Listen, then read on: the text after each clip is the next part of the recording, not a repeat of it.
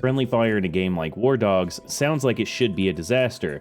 You have massive teams, explosives, vehicles, and people shooting from long distances. So you would probably expect team kills to happen frequently, but across the more than 2.2 million kills during the closed alpha, there were only 3,200 team kills.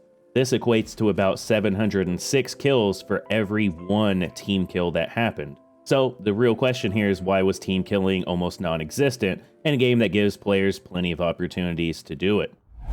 From my own experience, I was only team killed once during the alpha, and even then it was clearly an accident. A teammate was shooting at somebody else, swung his aim over, and I happened to walk directly into the line of fire while trying to get away from the situation. He did revive me immediately afterwards though. I also had another moment where a teammate almost hit me with a shotgun, but again, it was just bad timing. I happened to move back into a room right as he fired, so I wasn't hit. So from my limited experience in the alpha, friendly fire was definitely something you had to think about to some extent, but the actual team killing was extremely rare.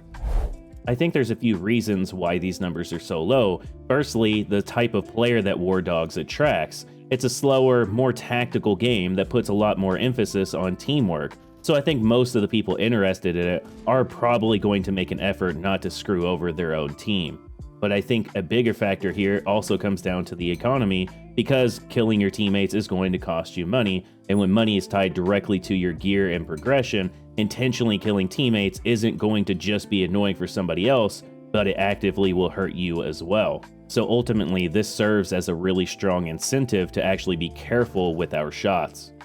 I also think the way Wardogs is designed probably plays a role here as well. The map we played on was pretty massive, the gameplay is generally slower, and you usually don't have an enormous amount of players packed into one small area. Ultimately, this means fewer teammates constantly crossing your line of fire, fewer panic shots, and more time to actually identify what you're shooting at. So even though friendly fire is enabled, the game itself doesn't constantly put you in situations where team kills are likely. Even with the extremely low number that the devs provided us, I'd imagine that the vast majority of these team kills weren't intentional. It's an alpha, so people are still trying to figure out the vehicles, learning how to fly, along with how the different systems function and interact. And I think this is probably the biggest takeaway here, as Wardogs still gets the tension and consequences that come with friendly fire without turning it into a constant griefing problem.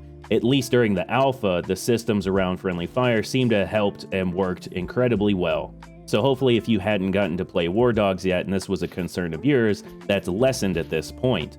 But I'm curious, do you feel like these numbers will stay low once the game reaches a much larger audience? Be sure to let me know down in the comments below. I'll catch you on the next one. RAMTEID out.